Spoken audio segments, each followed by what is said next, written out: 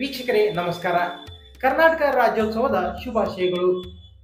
ಕರ್ನಾಟಕ ಏಕೀಕರಣವಾಗಿ 69ನೇ ವರ್ಷಾಚರಣೆಯ ಈ ಸುಸಂದರ್ಭದಲ್ಲಿ ಕನ್ನಡ ರಾಜ್ಯೋತ್ಸವ ಆಚರಣೆ ಹಿನ್ನೆಲೆ ಬಿಜಿ ಪ್ಲಸ್ ಪಕ್ಕಾ ಸುದ್ದಿ ವಾಹಿನಿ ನವೆಂಬರ್ ತಿಂಗಳು ಪೂರ್ತಿ ಹಮ್ಮಿಕೊಂಡಿರುವ ಕನ್ನಡ ಆರತಿ ಕನ್ನಡ ಜಾಗೃತಿ ಅಭಿಯಾನದಲ್ಲಿ ಇಂದು ಕನ್ನಡ ಸಾಹಿತ್ಯ ಪರಿಷತ್ ಕೇಂದ್ರ ಸಂಘ ಸಂಸ್ಥೆಗಳ ಪ್ರತಿನಿಧಿ ಹಾಗೂ ಸಾಮಾಜಿಕ ಚಿಂತಕ ಹಾಗೂ ರಂಗಭೂಮಿ ಕಲಾವಿದರಾದ ನಬೀಸಾಬ್ ಕುಷ್ಟಗಿ ಅವರು ಉಪಸ್ಥಿತರಿದ್ದಾರೆ. ಈ ಮಹನೀಯರು ಕುಷ್ಟಗಿ ನಗರದವರಾಗಿದ್ದು ವಿದ್ಯಾರ್ಥಿ ಹಂತದಲ್ಲೇ ಬಸವರಾಜ್ ಕಂಬಳಿ, ಗಂಗಾಧರ್ ಸ್ವಾಮಿ, ಗಂಗಾಧರ್ ಕುಷ್ಟಗಿ ಅವರ ಮೂಲಕ ಸಮುದಾಯ ತಂಡದ ಮೂಲಕ ರಂಗಭೂಮಿ ಕ್ಷೇತ್ರಕ್ಕೆ ಪಾದಾರ್ಪಣೆ ಮಾಡಿದರು. 1996-97ರಲ್ಲಿ ಬೆಂಗಳೂರಿನ ಆದರ್ಶ ಫಿಲ್ಮ್ ಇನ್ಸ್ಟಿಟ್ಯೂಟ್ನಲ್ಲಿ ನಟನೆ ನಿರ್ದೇಶನ ಡಿಪ್ಲೊಮಾ ಪದವಿ ಪಡೆದುಕೊಂಡರು. ಬಳಿಕ ಖ್ಯಾತ ನಿರ್ದೇಶಕರಾದ ಟಿ.ಎಸ್. ನಾಗಾಭರಣ, ದೊರೆ ಭಗವಾನ್, ಬಿ.ಆರ್. ಕೇಶವ್, ಸಿ. ರಾಜಗೋಪಾಲ್, ವಿಶಾಲ ರಾಜ್ ರವರಿಂದ ವಿವಿಧ ಟಿವಿ ಧಾರಾವಾಹಿ ಚಲನಚಿತ್ರಗಳ ಮೂಲಕ ಅಭಿನಯ ಹಾಗೂ ರಂಗಸಜ್ಜಿಕೆ ಸಹ ನಿರ್ದೇಶನದ ಅನುಭವ ಪಡೆದುಕೊಂಡರು. 1997-98ರಲ್ಲಿ ಸಾಣೆಹಳ್ಳಿ ತರಳುಬಾಳು ಮಠದ ಪಂಡಿತಾರಾಧ್ಯ ಶಿವಾಚಾರ್ಯ ಮಹಾಸ್ವಾಮಿಗಳ ಮಾರ್ಗದರ್ಶನದಲ್ಲಿ ರಂಗಕರ್ಮಿ ಸಿ.ಜಿ.ಕೆ. ಅಶೋಕ್ ಬಾದರದಿನ್ನಿ, ವೈ.ಡಿ. Badami, Basavalingaiah, doctor L. ಹನುಮಂತಯ್ಯ, ದೇವನೂರು ಮಹಾದೇವ್ ಮೊದಲಾದವರ ಅವರ ಗರಡಿಯಲ್ಲಿ ರಂಗಭೂಮಿಯಲ್ಲಿ ಪಳಗಿದರು. ಈವರೆಗೆ 15 ಹೊಸ ಅಲೆ ನಾಟಕಗಳ ಮೂಲಕ 350ಕ್ಕೂ ಹೆಚ್ಚು ಪ್ರದರ್ಶನಗಳಲ್ಲಿ ಕಲಾವಿದರಾಗಿ ತಂತ್ರಜ್ಞರಾಗಿ ಕಾರ್ಯನಿರ್ವಹಿಸಿದ್ದಾರೆ. 2004ರಲ್ಲಿ ಕುಷ್ಟಗಿ ಪಟ್ಟಣದ ಗೆಳೆಯರೊಂದಿಗೆ ಸಮೃದ್ಧಿ ಸಂಸ್ಥೆಯನ್ನು ಹುಟ್ಟುಹಾಕಿ ಸಾಮಾಜಿಕ ಸೇವೆಯೊಂದಿಗೆ ಜನಪರ ಕಳಕಳಿ, ಸಾಮಾಜಿಕ ಚಿಂತನೆ ಮೈಗೂಡಿಸಿಕೊಂಡ ನಬೀಸಾಬ್ ಕುಷ್ಟಗಿ ಅವರು ಕೇಂದ್ರ ಸರ್ಕಾರದ ಯುವಜನ ಸೇವೆ ಮತ್ತು ಕ್ರೀಡಾ ಇಲಾಖೆಯಿಂದ ದೇಶ ವಿದೇಶಗಳಲ್ಲಿ ಪ್ರವಾಸ ಮಾಡಿ ಸಾಮಾಜಿಕ ಸಾಂಸ್ಕೃತಿಕ ಪರಂಪರೆ ಕುರಿತು ಅಧ್ಯಯನ ಮಾಡಿದ್ದಾರೆ. ಹೈದರಾಬಾದ್ ಕರ್ನಾಟಕ ಹೋರಾಟ ಸಮಿತಿಯಲ್ಲಿ ಸಕ್ರಿಯರಾಗಿ 371J ಮೀಸಲಾತಿಗೆ ಶ್ರಮಿಸಿದರು. ಸದ್ಯ ಕನ್ನಡ ಸಾಹಿತ್ಯ ಪರಿಷತ್ತಿನಲ್ಲಿ ಕೇಂದ್ರ ಸಂಘ ಸಂಸ್ಥೆಗಳ ಪ್ರತಿನಿಧಿಯಾಗಿ ಸೇವೆ ಸಲ್ಲಿಸುತ್ತಿದ್ದಾರೆ. ಸದ್ಯ ಅವರು ನಮ್ಮ ವಾಹಿನಿಯ ಕನ್ನಡ ಆರತಿ ಕನ್ನಡ ಜಾಗೃತಿ ವೇದಿಕೆಯಲ್ಲಿ ತಮ್ಮ ಅಭಿಪ್ರಾಯ ಮಂಡಿಸಲಿದ್ದಾರೆ. ಬನ್ನಿ ಆಲಿಸೋಣ. ನಮಸ್ಕಾರ ಸರ್. ನಮಸ್ಕಾರ. ಈ ಕರ್ನಾಟಕ ರಾಜ್ಯೋತ್ಸವ ಅಂಗವಾಗಿ ನವೆಂಬರ್ ತಿಂಗಳು ಪೂರ್ತಿ ಕನ್ನಡ ಆರತಿ ಕನ್ನಡ ಜಾಗೃತಿ ಅಭಿಯಾನ ಈ ನಮ್ಮ ಬಿಜಿ ಪ್ಲಸ್ ಪಕ್ಕಾ ಸುದ್ದಿ ವಾಹಿನಿ ಹಮ್ಮಿಕೊಂಡಿದೆ.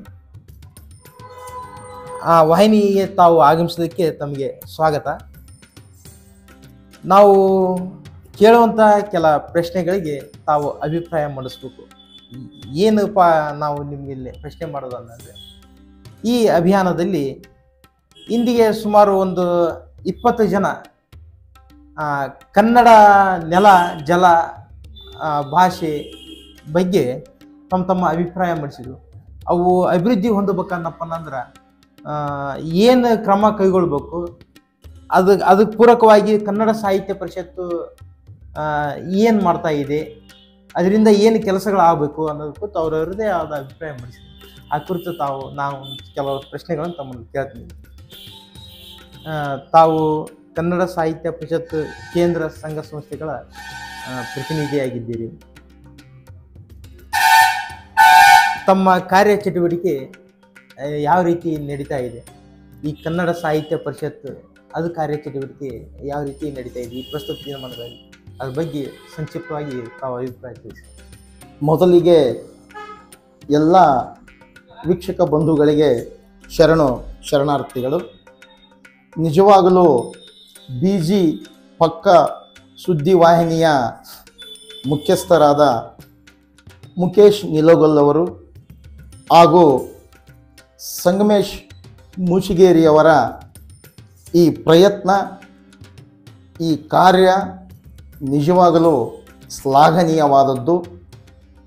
ಸರ್ಕಾರ, ಸಂಘ ಸಂಸ್ಥೆ, ಸಾರ್ವಜನಿಕರು ಅವರೆಲ್ಲರ ಏನು ಕೊಡುಗೆ ಈ ಕನ್ನಡ ಭಾಷೆಗೆ, ಕನ್ನಡ ಸಾಹಿತ್ಯಕ್ಕೆ, ಈ ಕನ್ನಡ ಉಳಿವಿಗೆ ಏನೇನು ಅವಶ್ಯಕತೆ ಇದೆ ಅನ್ನುವಂಥ ಒಂದು ವಿಚಾರವನ್ನು ಇವತ್ತು ಈ ಸಂವಾದದ ಒಂದು ಕಾರ್ಯಕ್ರಮವನ್ನು ಏನು ಹಮ್ಮಿಕೊಂಡಿದ್ದಾರಲ್ಲ, ನಿಜವಾಗಲೂ ಅವರಿಗೆ ಎಷ್ಟು ಧನ್ಯವಾದಗಳನ್ನು ಹೇಳಿದರೂ ಕೂಡ ಕಮ್ಮಿನೇ.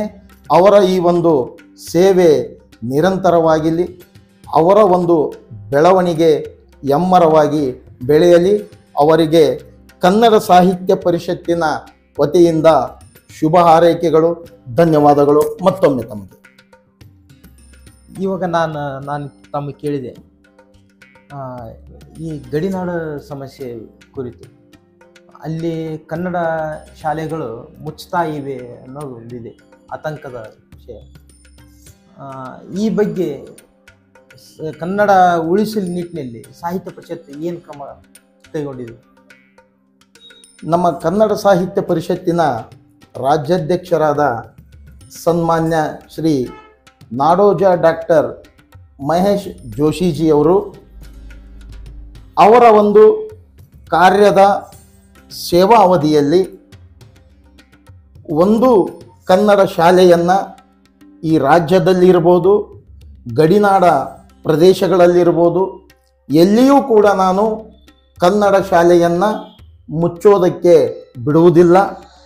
ಆಗೇನಾದರೂ ಕಂಡು ಬಂದರೆ, ಆ ರೀತಿ ಏನಾದರೂ ಸರ್ಕಾರ ಕ್ರಮ ಕೈಗೊಂಡ್ರೆ ನಾನು ಖುದ್ದಾಗಿ ಮುದ್ದಾಮಾಗಿ ಎಲ್ಲ ಸಂಘ ಸಂಸ್ಥೆಗಳ ಸಾರ್ವಜನಿಕರ ಒಂದು ಬೆಂಬಲದೊಂದಿಗೆ, ಸಹಕಾರದೊಂದಿಗೆ ಮುಲಾಜಿಲ್ಲದೆ ಸರ್ಕಾರದ ವಿರುದ್ಧ ಪ್ರತಿಭಟನೆಯನ್ನು ಮಾಡ್ತೀನಿ. ಎಲ್ಲರ ವಿಶ್ವಾಸಕ್ಕೆ ತೆಗೆದುಕೊಂಡು ಅನ್ನುವಂತಹ ಒಂದು ಭರವಸೆಯನ್ನು ಏನು ಕೊಟ್ಟಿದ್ರಲ್ಲ, ಅದೇ ರೀತಿಯಾಗಿ ಇವತ್ತು ಯಾವುದೇ ಗಡಿನಾಡ ಪ್ರದೇಶದಲ್ಲಾಗಲಿ ರಾಜ್ಯದಲ್ಲಾಗಲಿ ಕನ್ನಡ ಶಾಲೆಯನ್ನು ಮುಚ್ಚೋದಕ್ಕೆ ಅವರು ಅವಕಾಶವನ್ನು ನೀಡಿಲ್ಲ, ನೀಡುವುದು ಇಲ್ಲ. ಅಲ್ಲಿ ಕನ್ನಡ ಬೆಳವಣಿಗೆ ಬಗ್ಗೆ ಕಾರ್ಯಕ್ರಮಗಳನ್ನಾದರೂ ತಾವು ಆಯೋಜನೆ ಮಾಡಿದ್ದು, ಜಾಗೃತಿ ಮೂಡಿಸ್ತಕ್ಕಂಥದ್ದು ಏನಾದರೂ ನಡೀತಾ ಇದೆ? ಕನ್ನಡ ಸಾಹಿತ್ಯ ಪರಿಷತ್ತಿನ ವತಿಯಿಂದ ಹಾಗೂ ಅಲ್ಲಿರುವಂತಹ ಗಡಿನಾಡ ಘಟಕಗಳ ವತಿಯಿಂದ ಸಮ್ಮೇಳನಗಳನ್ನು ಆಯೋಜನೆ ಮಾಡುವಂಥದ್ದು, ಕನ್ನಡ ಶಿಬಿರಗಳನ್ನು ಆಯೋಜನೆ ಮಾಡುವಂಥದ್ದು, ಶಾಲೆಗಳಲ್ಲಿ ಕನ್ನಡದ ಕಾರ್ಯಕ್ರಮಗಳನ್ನು ಹಮ್ಮಿಕೊಳ್ಳುವಂಥದ್ದು, ಕನ್ನಡ ಭಾಷೆಯ ಬಗ್ಗೆ, ಕನ್ನಡ ನೆಲದ ಬಗ್ಗೆ ಅರಿವನ್ನು ಮೂಡಿಸುವಂತಹ ಕಾರ್ಯಕ್ರಮಗಳನ್ನು ಅಲ್ಲಿರುವಂತಹ ಗಡಿನಾಡ ಘಟಕಗಳು, ಹಲವಾರು ಸಂಘ ಸಂಸ್ಥೆಗಳ ಸಾರ್ವಜನಿಕರ ಒಂದು ಸಹಯೋಗದೊಂದಿಗೆ, ಸಹಕಾರದೊಂದಿಗೆ ಹಲವಾರು ಕಾರ್ಯಕ್ರಮಗಳನ್ನು ಹಮ್ಮಿಕೊಳ್ತಾ ಇದ್ದಾರೆ. ಇವಾಗ ಈ ಕನ್ನಡ ಸಾಹಿತ್ಯ ಸಮ್ಮೇಳನಗಳು ನಡೀತಾ ಇದ್ದಾವೆ, ಅದಕ್ಕೆ ಅನುದಾನದ ಏನಾದರೂ ಸರ್ಕಾರದ ಕೊರತೆ ಏನಾದರೂ ಇದೆಯಾ? ಅಚ್ಚುಕಟ್ಟಾಗಿ ನಿಭಾಯಿಸಲು ಸಾಧ್ಯವಿದೆಯಾ? ಮೊನ್ನೆ ತಾನೇ ನಮ್ಮ ಕನ್ನಡ ಸಾಹಿತ್ಯ ಪರಿಷತ್ತಿನ ಕಾರ್ಯಕಾರಿ ಸಮಿತಿಯ ಸಭೆ ಜರುಗಿ, ಆ ಸಭೆಯಲ್ಲಿ ಸನ್ಮಾನ್ಯ ಶ್ರೀ ನಾಡೋಜ ಮಹೇಶ್ ಜೋಶಿಯವರ ಅಧ್ಯಕ್ಷತೆಯಲ್ಲಿ 87ನೆಯ ಅಖಿಲ ಭಾರತ ಸಾಹಿತ್ಯ ಸಮ್ಮೇಳನದ ಸರ್ವಾಧ್ಯಕ್ಷರನ್ನಾಗಿ ಎಲ್ಲ ಕಾರ್ಯಕಾರಿ ಸಮಿತಿಯ ಸದಸ್ಯರ ಒಂದು ಒಕ್ಕೂರಲಿನ ಸಹಮತದೊಂದಿಗೆ ಸನ್ಮಾನ್ಯ ಶ್ರೀ ಗೋರು ಚನ್ನಬಸಪ್ಪನವರನ್ನ ಆಯ್ಕೆ ಮಾಡಿದರು. ಒಂದು ಸೇವೆಯಲ್ಲಿರಬೇಕಾದ್ರೆ, ಒಂದು ಸ್ವಾಯತ್ತ ಸಂಸ್ಥೆಯಲ್ಲಿರಬೇಕಾದ್ರೆ ಪರ ವಿರೋಧ ಬರೋದು ಸಹಜ. ಹಲವಾರು ಪರ ವಿರೋಧ ವಿಷಯಗಳು ಬಂದು ರಾಜಕಾರಣಿಗಳು ಆಗ್ತಾರೆ, ಮಠಾಧೀಶರಾಗ್ತಾರೆ, ಹಲವಾರು ಸಾಹಿತ್ಯೇತರ ವ್ಯಕ್ತಿಗಳಾಗ್ತಾರೆ ಅನ್ನುವಂಥ ಊಹಾಪೋಹಗಳು, ಆರೋಪಗಳು ಬಂದವು. ಆದರೂ ಕೂಡ ಇವೆಲ್ಲವಕ್ಕೂ ಯಾವುದಕ್ಕೂ ಏನಪ್ಪ ಅಂದರೆ ರಾಜ್ಯಾಧ್ಯಕ್ಷರಾದ ಸನ್ಮಾನ್ಯ ಮಹೇಶ್ ಜೋಶಿಜಿಯವರು ಅದಕ್ಕೆ ಕಿವಿಗೊಡದೆ ಅವರು ಸರ್ಕಾರದೊಂದಿಗೆ ಕಾರ್ಯಕಾರಿ ಸಮಿತಿ ಸದಸ್ಯರನ್ನು ವಿಶ್ವಾಸಕ್ಕೆ ತಗೊಂಡು ಎಲ್ಲರ ಒಂದು ಅಭಿಪ್ರಾಯದಂತೆ, ಎಲ್ಲರ ವಿಚಾರವನ್ನು ಕೇಳಿ ಗೋರು ಚನ್ನಬಸಪ್ಪನವರನ್ನ ಏನಪ್ಪ ಅಂತಂದ್ರೆ ಮೇರು ಸಾಹಿತಿಗಳನ್ನೇನಪ್ಪ ಅಂದ್ರೆ ಆಯ್ಕೆ ಮಾಡಿದ್ರು. ಸಹಜ. ಒಳ್ಳೇದು. ಈಗ ಇನ್ನೊಂದು ಆರೋಪ ಇತ್ತು, ಕನ್ನಡ ಸಾಹಿತ್ಯ ಪರಿಷತ್ತು ಅಧ್ಯಕ್ಷರಾಯಿತು, ಆ ಸಮ್ಮೇಳನ ಅಧ್ಯಕ್ಷರನ್ನ ಆಯಿತು, ಸಾಹಿತಿಗಳನ್ನೇ ಆಯ್ಕೆ ಮಾಡಬೇಕು, ಜೊತೆಗೆ ಕನ್ನಡದ ಬಗ್ಗೆ ಜ್ಞಾನ ಉಳ್ಳಂಥವ್ರ ಪ್ರಜ್ಞಾವಂತರನ್ನ ಆಯ್ಕೆ ಮಾಡ್ಬೇಕು ಅನ್ನೋದು ಒಂದು ಈ ಕನ್ನಡ ಮನಸ್ಸುಗಳ ಒಂದು ಅಭಿಪ್ರಾಯ ಇತ್ತು. ನಿಜ. ಈ ಒಂದು ಮಹೇಶ್ ಜೋಶಿ ಅವರು ಆಯ್ಕೆ ಮಾಡಿದ್ದು ತೃಪ್ತಿ ತರ್ತಕ್ಕಂಥದ್ದು, ಅವ್ರಿಲ್ಲ ಒಂದು ಸಮಾಧಾನ ಇದೆ. ಈ ಸರ್ಕಾರ ಅನುದಾನ ಬಿಡುಗಡೆ ಮಾಡುತ್ತೆ ತಾಲೂಕಾ ಮತ್ತು ಜಿಲ್ಲಾ ಕೇಂದ್ರ ಸಮ್ಮೇಳನಗಳಿಗೆ, ವಾರ್ಷಿಕ ಎಷ್ಟು ಅಂತ ಅದು ಮೀಸಲಿಡುತ್ತೆ ಸರ್ಕಾರ? ನೋಡಿ ಸರ್, ಈಗ ಸರ್ಕಾರದ ಒಂದು ಸ್ವಾಯತ್ತ ಸಂಸ್ಥೆ ಕನ್ನಡ ಸಾಹಿತ್ಯ ಪರಿಷತ್ತು. ಸರ್ಕಾರ ಕೂಡ ಲಭ್ಯತೆ ಅನುಗುಣವಾಗಿ ಅನುದಾನವನ್ನು ನೀಡುತ್ತೆ. ಅಲ್ಲಿ ಆಡಳಿತಾತ್ಮಕವಾಗಿ ಇರುತ್ತೆ, ಅದರ ಜೊತೆಗೆ ಕಾರ್ಯಕ್ರಮಗಳಿಗಿರ್ಬೋದು, ಹಲವಾರು ಕಾರ್ಯಯೋಜನೆಗಳಿಗಿರ್ಬೋದು, ಆ ಒಂದು ಕ್ರಿಯಾ ಯೋಜನೆಗೆ ಸಂಬಂಧಪಟ್ಟಂತೆ ಹಣಕಾಸಿನ ವಿಭಾಗದಿಂದ ಅನುದಾನ ಸಿಗುತ್ತೆ. ನಮ್ಮ ರಾಜ್ಯಾಧ್ಯಕ್ಷರು ಪಾರದರ್ಶಕತೆಯಿಂದ ಸಭೆಯಲ್ಲಿ ಚರ್ಚೆ ಮಾಡಿ ಸರ್ಕಾರದೊಂದಿಗೆ ಒಳ್ಳೆ ಬಾಂಧವ್ಯವನ್ನು ಇಟ್ಕೊಂಡು ಹಾವೇರಿ ಸಮ್ಮೇಳನವನ್ನ ಅಭೂತಪೂರ್ವ ಯಶಸ್ವಿಯಾಗಿ ಎಲ್ಲರ ಸಹಕಾರದೊಂದಿಗೆ ಮಾಡಿದರು. ಅದೇ ರೀತಿಯಾಗಿ ಏನು 87ನೇ ಅಖಿಲ ಭಾರತ ಸಾಹಿತ್ಯ ಸಮ್ಮೇಳನವನ್ನು ಕೂಡ ಸರ್ಕಾರದ ಸಹಕಾರ, ಮಂಡ್ಯ ಜಿಲ್ಲೆಯಲ್ಲಿರುವಂತಹ, ಮಂಡ್ಯ ನಗರದಲ್ಲಿರುವಂತಹ ಎಲ್ಲ ಸಾಮೂಹಿಕ ಸಂಘ ಸಂಸ್ಥೆಗಳ, ಸಾರ್ವಜನಿಕರ, ಎಲ್ಲ ಕನ್ನಡಾಭಿಮಾನಿಗಳ ಸಹಕಾರದೊಂದಿಗೆ ಸಮ್ಮೇಳನವನ್ನ ಯಶಸ್ವಿಗೊಳಿಸ್ತಾರೆ. ಸರ್ಕಾರದವರು ಅನುದಾನದ ಕೊರತೆ ಇದೆ, ಅನುದಾನ ನೀಡೋದಿಲ್ಲ, ಅನುದಾನ ಸಿಗೋದಿಲ್ಲ ಅಂತ ಎಲ್ಲೂ ಹೇಳಿಲ್ಲ. ಸುಮಾರು 25 ಕೋಟಿ ಅನುದಾನ ಬೇಕು ಅಂತ ಪ್ರಸ್ತಾವನೆ ಸಲ್ಲಿಸಲಾಗಿ ಅದಕ್ಕೇನಪ್ಪ ಅಂದ್ರೆ ಸರ್ಕಾರದಿಂದ ಪೂರಕವಾದಂತಹ ಒಂದು ಬೆಂಬಲ ಸಿಕ್ಕಿದೆ. ಅಲ್ಲಿರುವಂತಹ ಮಂಡ್ಯ ಜಿಲ್ಲೆಯ ಜಿಲ್ಲಾಡಳಿತ ಅದು ಆಯ್ತು. ಈಗ ಅಖಿಲ ಭಾರತ ಸಾಹಿತ್ಯ ಸಮ್ಮೇಳನಕ್ಕೆ ಅನುದಾನದ ಸಮಸ್ಯೆ ಇಲ್ಲ. ಈ ಜಿಲ್ಲಾ ಸಮ್ಮೇಳನ ಹಾಗೂ ತಾಲೂಕಾ ಸಮ್ಮೇಳನ ನಡೆಸಲು ಎಷ್ಟು ಅನುದಾನ ಅಧ್ಯಕ್ಷ ಕೊಡಲು ಸಾಧ್ಯ ವರ್ಷಕ್ಕೆ? ಇವತ್ತಿನ ಸರ್ಕಾರದಲ್ಲಿ ಹಲವಾರು ಯೋಜನೆಗಳಿರ್ತವೆ. ಆ ಯೋಜನೆಗಳಿಗೆ ಸಂಬಂಧಪಟ್ಟಂತೆ ಅದೇ ರೀತಿಯಾಗಿ ಈ ಕನ್ನಡ ಪರ ಕಾರ್ಯಕ್ರಮಗಳಿಗೆ ಸಂಬಂಧಪಟ್ಟಂತೆ ಅನುದಾನವನ್ನು ಸರ್ಕಾರ ನೀಡಬೇಕಾಗುತ್ತೆ, ನೀಡಲೇಬೇಕು. ಆದರೆ ನಾನು ವಾಸ್ತವಿಕವಾಗಿ ಹೇಳ್ಬೇಕಂದ್ರೆ ನಾನು ಸರ್ಕಾರವನ್ನು ದೂಷಣೆ ಮಾಡ್ತಾ ಇಲ್ಲ.